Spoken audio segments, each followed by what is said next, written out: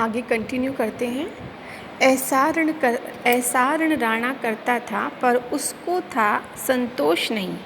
मतलब जो महाराणा प्रताप थे बहुत ही भयानक भयावह युद्ध कर रहे थे, परंतु उसके बाद भी उनको संतोष नहीं था।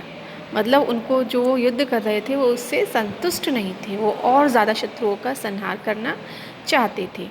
क्षण क्षण आगे बढ़ता था वह, पर कम होता था रोष नहीं। वह प्रतिक्षण शत्रुओं की सेना को मारते हुए काटते हुए आगे बढ़ रहे थे, परंतु जो उनके मन का क्रोध था वो शांत नहीं हो पा रहा था। और क्रोध किस लिए था उनके मन में, बताया था मैंने स्टार्टिंग में आपको, मानसिंह के प्रति, जो राजपूत होकर मुगलों की सेना से मिल गया था।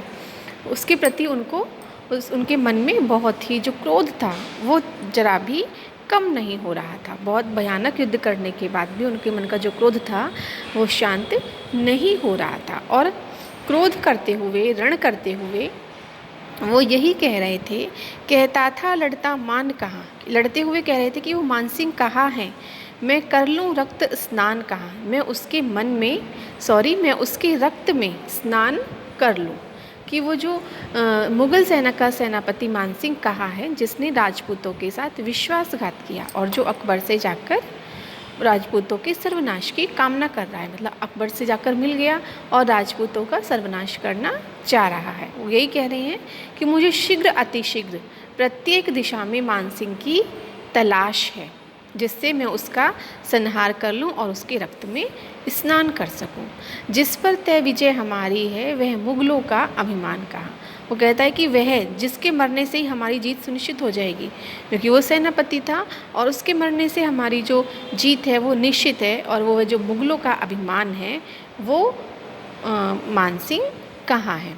तो यही कहते हुए वो युद्ध कर रहे थे और बहुत क्रोध के साथ, लेकिन उनका क्रोध जो है वो शांत नहीं हो रहा था। ठीक है, अब बेटा आपकी पोयम ख़त्म हो गई। बहुत ही इम्पॉर्टेंट पोयम है, लास्ट ईयर भी इस पोयम में से आया था। ठीक है, तो मैंने आपको पूरी पोयम पढ़ा दी है। बहुत अच्छी है, बहुत टफ भी नहीं है। आप एक दो बार ध्यान से पढ़ेंगे तो बहुत इजीली कर पाएंगे।